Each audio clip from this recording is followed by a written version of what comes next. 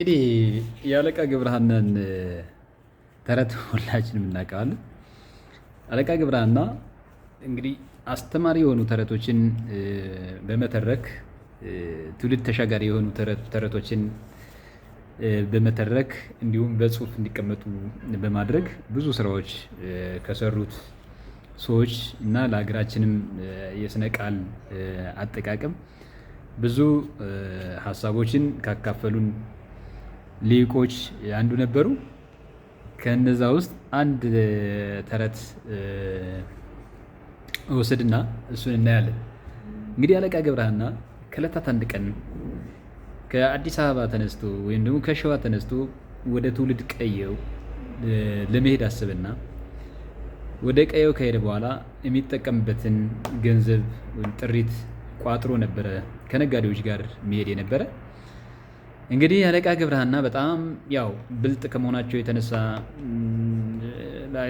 ባይዘው ነገር አዋቂ ከመሆናቸው የተነሳ ብዙ መፍትሄዎች ነበሯቸው እና ከዕለታት አንድ ቀን ከነጋዴዎች ጋር በሚሄዱበት ጊዜ አባይ በረሃን ተሻግረው ከፍ ብለው ወደ ደጀን በሚደርሱበት ጊዜ አጋጣሚ የሽፍታ አካባቢ ስለሆነ የያዘው ገንዘብ በሽፍታዎች ሊወሰድበት እንደሚችል ግምት ውስጥ በማስገባት ነጋዴዎችን አስተባብሮ ገንዘቡን በሆነ ከረጢት አድርጎ በአካባቢው ያሉ እንጨት ወይም ደግሞ ዛፍ ይቆርጥና ይህን ገንዘብ ልክ አስክሬን የተሸከሙ በማስመሰል ከነዚያ ሽፍታዎች ለማምለጥ በፊት ሁለት ሰው በኋላ ሁለት ሰው ሆኖ ተሸክመው አለቃ ገብረሃና ደግሞ የለበሰውን ኩታ ወይም ደግሞ የለበሰውን ጋቢ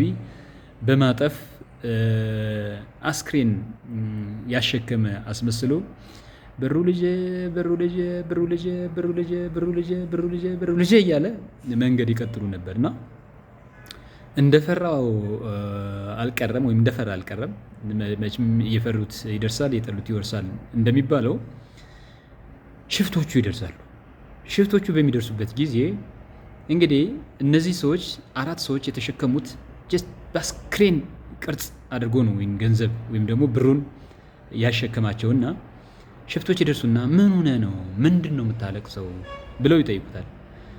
አይ ብሩ ልጄ ብሩ ልጄ ብሩ ልጄ በጣም የምወደው ልጄ ብሩ ብዬ የምጠራው ልጄ መንገድ ላይ ስለሞተብኝ እዚህ ጫካ ላይ ጥየው አልሄድም ብዬ ይኸው ተሸክመን እየሄድን ነው እና ማላቅሰው ለዛ ነው በጣም የምወደው ልጄ ነው ይልና ለሽፍቶቹ መልስ ይሰጣል።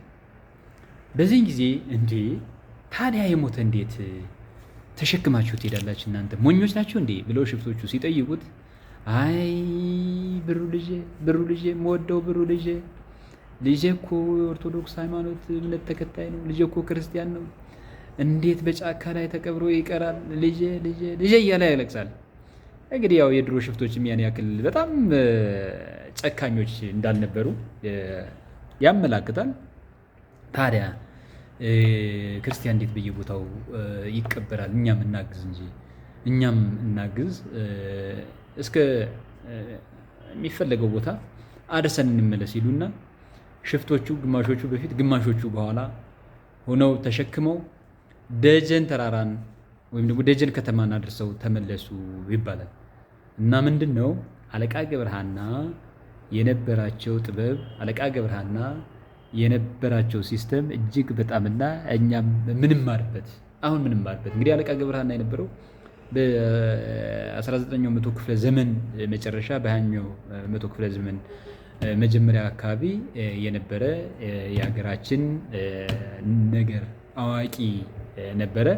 እንግዲህ ከተመቻችሁ ሼር ኮፒ ላይክ አድርጉ። አመሰግናለሁ።